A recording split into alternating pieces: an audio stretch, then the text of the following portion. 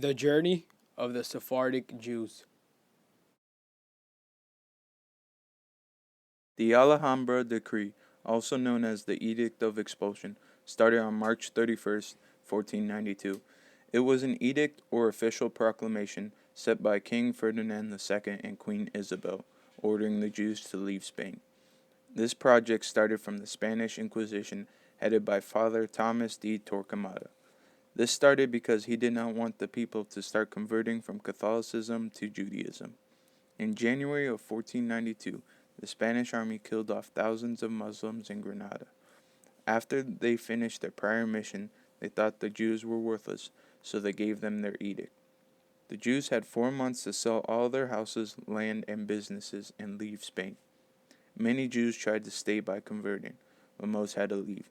They left the countries such as Turkey, Italy, North Africa, and to the New World to live their new lives.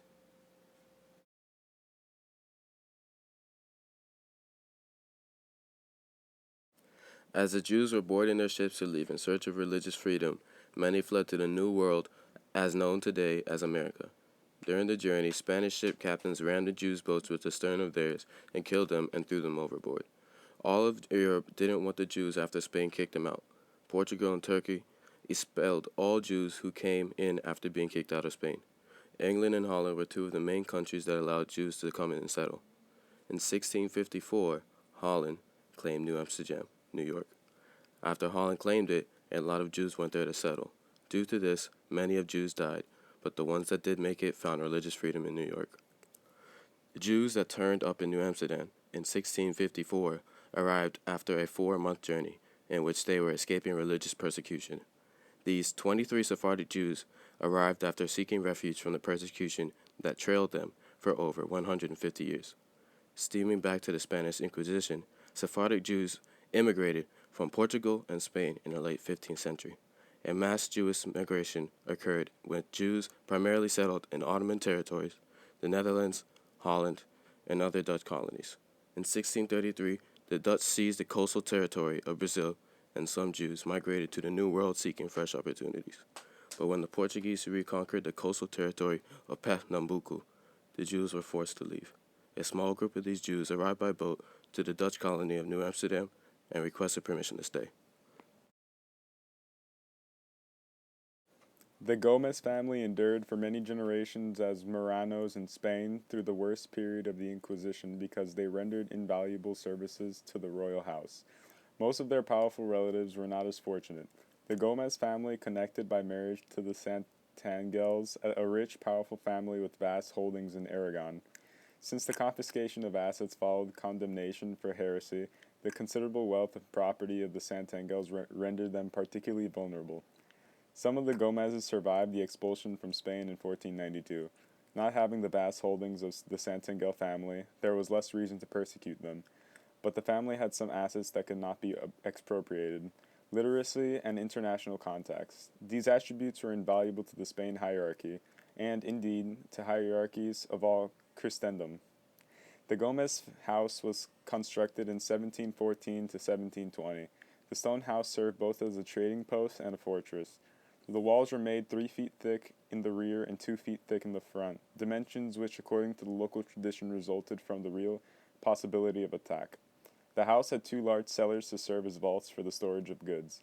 In the main room, Gomez placed a fireplace, 8 feet wide, possibly to help with business entertaining during the winter months. According to local tradition, as many as 20 Native Americans might gather before the fire one time to discuss the price of skins. Luis Gomez became the first president when the Synagogue of New York's Spanish and Portuguese congregation was built. At this time, most of the Jewish population of the British colonies was Sephardic, or Spanish-Portuguese Jews. These were descendants from Jewish people expelled from Spain and Portugal who made their way to the Netherlands, and hence the Dutch colony of New Amsterdam before the British conquered it and renamed it New York. Rabbi Zachariah Balvi was born in 1480 in Sevilla, Spain. He was just growing up during the time the Edict of Expulsion was taking place. Him and his family were forced to leave Spain right away. Then they tried to move to many other countries, but none of them would take them in. Finally, him and his family moved to New Amsterdam, which is also known today as New York. In New York, him and his family built a village with a church. He spent most of his time at church praying and helping others.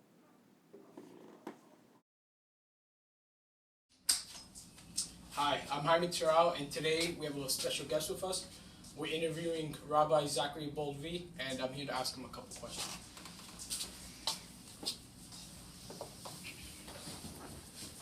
How are you today? Doing good, you? Good, just working on this Avila's project.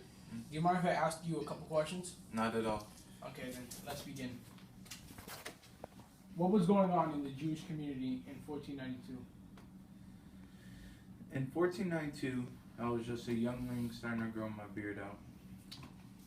It was a beautiful day in Avila, Spain, until King Ferdinand II sent his royal guards. They came knocking on my door and told my parents that we had a 1 month's notice to leave the town, the country actually, or we would face religion. Others started to panic and try to fight back, but they were killed off. During that 1 month period, we had to sell all of our belongings and gain enough money to board a ship. As we boarded the ships, we watched our towns and houses be burnt to a crisp. Wow. How old were you when this was all going on? I was about 10 to 12 years old. Wow, that must have been frightening at that young age. Very. Do you think it was right for the church to do this to you guys? No, I don't think it's right at all. I don't think it's right of any church to do this to any kind of person. Us Jews, we did everything for the king. We taught, we educated, we farmed, we traded, and for him to kick us out like that, I think it was completely wrong. Why'd you move to North America? I didn't move, I was forced to, but coming to America was the best choice I ever came across. America is the land of the free, which means you can believe in any religion you want to and not be persecuted or have any problems with believing in it.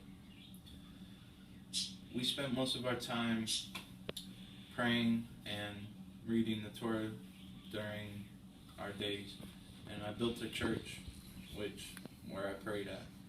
Oh, so you had a village? Yes, I did. I built a village. We built You and your family? Yes. How many people were living in that village? Just a few thousand, not much. So. That's good. Would you ever convert religions to stay in Spain if you could have? No, I would not. Just because I believe so strongly in my religion that I would not convert. I'd rather take the punishment of being persecuted or killed than to switch religions. I feel the same because I'm Catholic and my family and I, we believe in one God, and I wouldn't want to convert religions just to stay in that country. I would leave just how. Fully understandable. How do you feel about all these events that happen in your life? Because, like you said, you're only 10 years old, so I could imagine what you were going through.